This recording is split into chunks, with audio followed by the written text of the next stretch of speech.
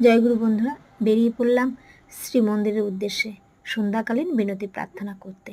দেখতে দেখতে মন্দিরে চলেই আসলাম। জুতোটা রেখে টুক করে হাতটা ধুয়ে নিলাম।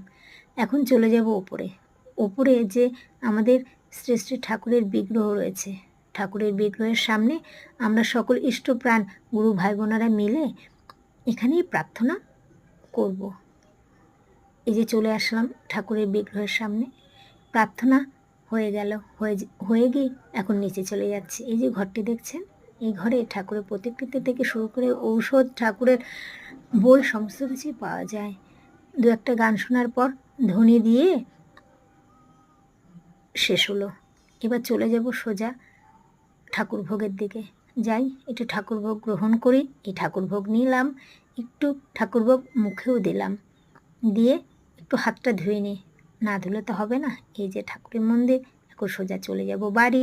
টাটা, জয়গুরু, বন্দে পুরুষোত্তম।